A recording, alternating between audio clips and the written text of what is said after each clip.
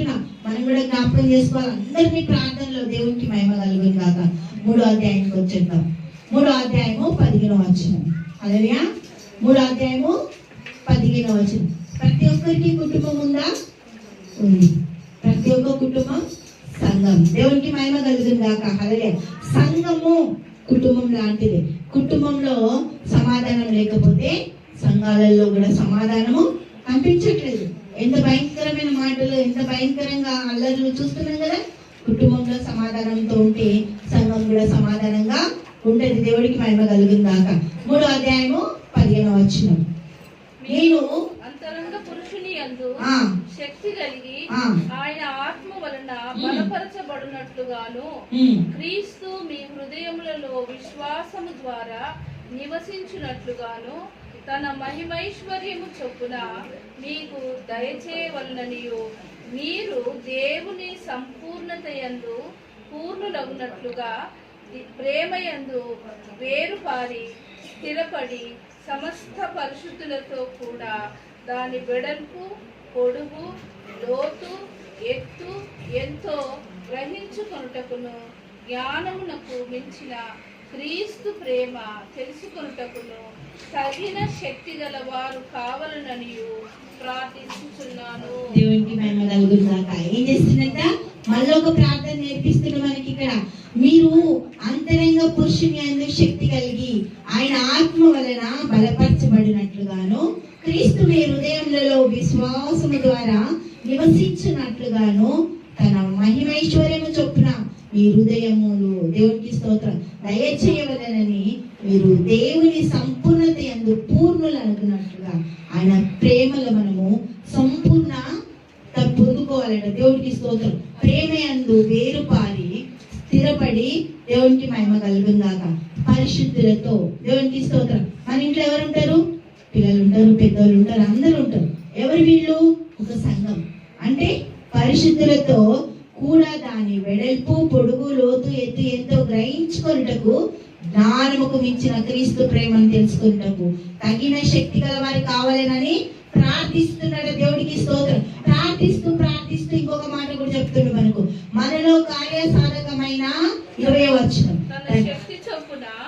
మనలో కార్యసాధకమైన తన శక్తి చొప్పున మనము అడుగు వాటన్నిటి కంటేను ఊహించు వాటన్నిటి కంటేను అత్యధికముగా చేయ శక్తి గల దేవునికి క్రీస్తు యేసు మూలముగా సంఘములో తరతరములు సదాకాలము మహిమ కలుగును గాక.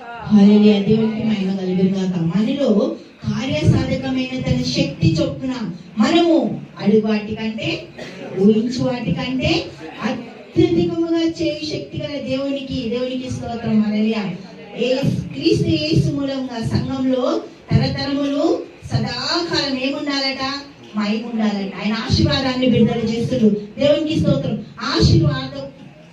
ఆశీర్వాదపు ప్రార్థన 21 దేవునికి స్తోత్రం. 21 15 18 ఏంటది? కుటుంబ ప్రార్థన.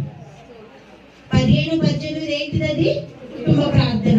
పౌలు ప్రార్థన నేర్పుతుండు. దేవుడికి మహిమ కలుగును గాక. ఎఫెసీయులకు రాసిన పత్రిక 2వ అధ్యాయము 21వ వచనం చూద్దాం ఒకసారి. దేవునికి మహిమ కలుగును గాక. ప్రతి కట్టడం ఆయనలో చక్కగా అమర్చబడాలంట.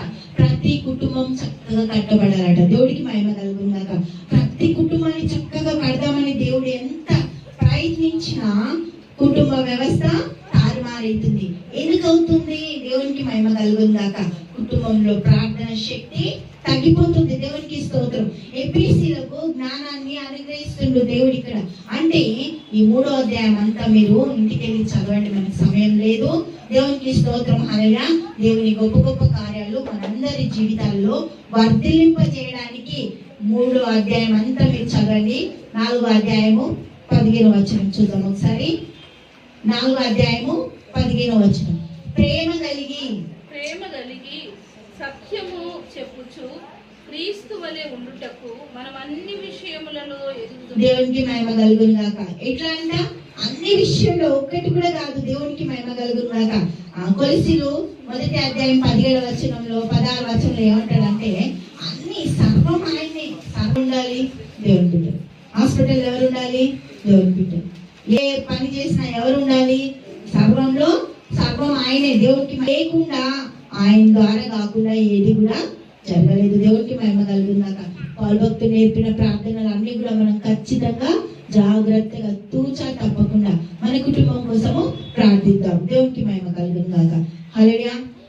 తండ్రి యేసునికి వందనాలు, స్తోత్రాలు. గొప్ప దేవ, అద్భుతకరుడ, ఆశ్చర్యకరుడ, మీకు స్తుతులు స్తోత్రాలు చెల్లిస్తున్నాం. ప్రతి బిడ్డల్ని దీవించండి, ఆశీర్వదించి కృప చూపించండి. పౌలు భక్తులు నేర్పిన ప్రతి ప్రార్థనలో మీ జీవం దయచేసినందుకు వందనాలు ప్రభా.